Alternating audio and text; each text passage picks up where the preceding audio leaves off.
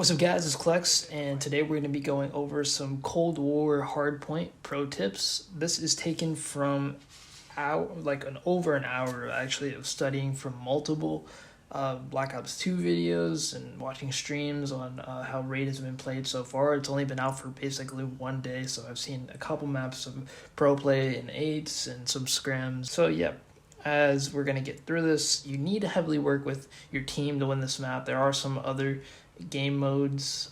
We're going to start off this. Alright, we're going to see that the hill starts off right here. You need to heavily work with your team, utilizing tactics and lethals together to make the enemy move out of their spots, especially in this hill on the map. You want to be baiting and switching throughout it, rotating, making sure that you're playing as a team throughout the whole entire time, because that's who's going to win. This is the best map for competitive, and that's the reason why. So I did come off a weird side spawn. I wanted to kind of go over to the garage sides. You probably want two people coming into the hill right here trying to contest it on top of here in art room and AR trying to look over you. They're gonna have probably somebody in laundry, so they're gonna want an AR looking at that. Maybe somebody who's trying to look out for the flank over here at zigzag, making sure nobody comes around, because there could be somebody like that. This is just going to be a contest fest pretty much at circle. You really don't want to hesitate. You want to come off, try to make sure you win the gunfight. In Black Ops 2, they try to go ahead and nade this, or actually use a crossbow to blow this van up. But you could also do the same thing to them. Try to throw a grenade over here.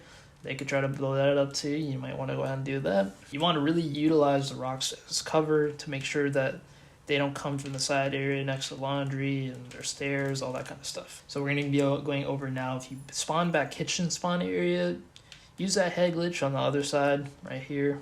Over here is nice. You can see the road kind of right there, and top art also.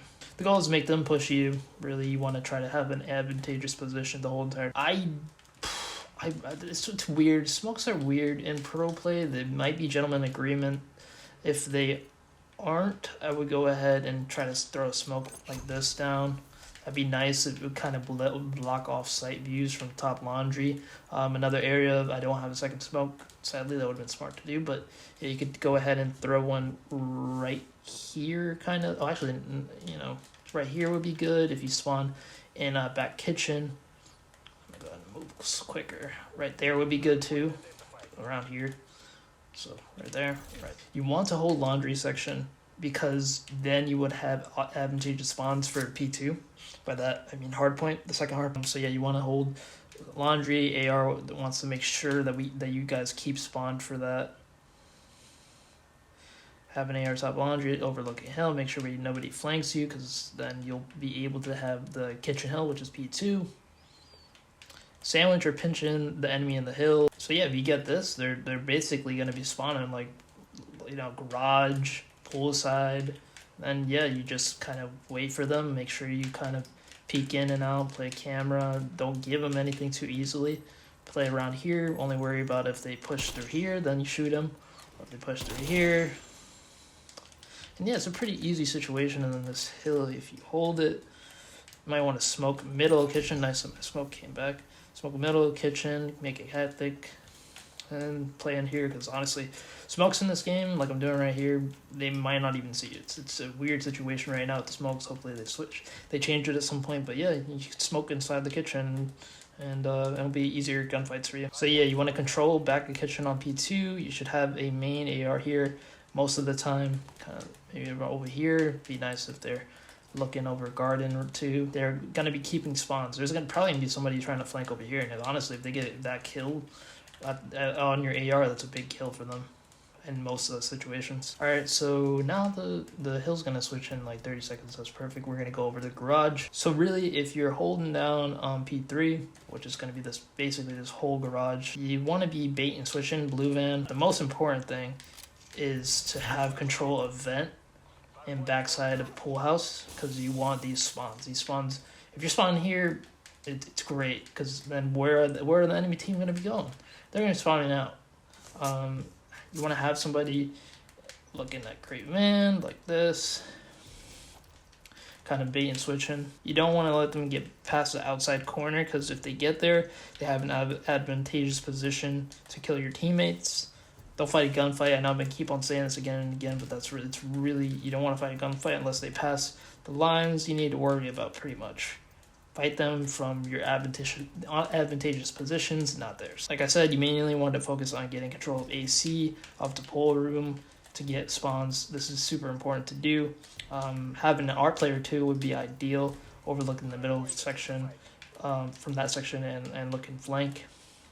Have a player looking at pool spawns because you want to have those spawns blocked. You need to block those. You want to kind of go through multiple ways as we rotate. Now, ideally, you would be pushing up poolside. You know, you would want to get control of kitchen, of course, get control of garden, jungle. Once you get those, you need to block jungle, or you could call back grass spawn. Go with your teammates, bait and switch, this back area. Ideally, there's going to be a big kill right here, as I mentioned before in a couple of hills. But yeah, for this basketball court, there's going to be a big kill like that in this area, probably. This is mainly about getting kills once you're in the hill and having someone using garage garden, and having someone use garden to its full advantage. Communicating with your teammates to get the kills on the enemies pushing front of the hill. You want to use your score streaks also on this hill because, you know, if you have a hailstorm or whatever the hell is called in Cold War, to be honest, we could call it a different name. But yeah, you communicate, hey, yo, guys, I'm calling a score streak. The teammates are probably, your enemies are going to hide in here, let them know, but be like, yo, don't be wusses. Just push up, get these kills in here. Basically, yeah, stay here. I would like the SMG, OBJ guy, objective guy playing over here. Kind of peeking in and out, playing right here, nice too. You're gonna have an easy time pretty much on the hill if you're first to get it and you have control of spawns back here, because you're gonna know where they're pushing if you play it smart. Waste time and stay alive. Same thing. They come from poolside. Just use the cover that I showed you. So yeah, you want to break square. This is gonna be the next hill by going with your teammates. At the same time, smoke the area. They're mostly split into mainly you're going to have the AR guy. I actually saw Dashy doing this. And I was like, how the hell did he know to do this kind of ideally? That's just, I guess, how good of a player he is.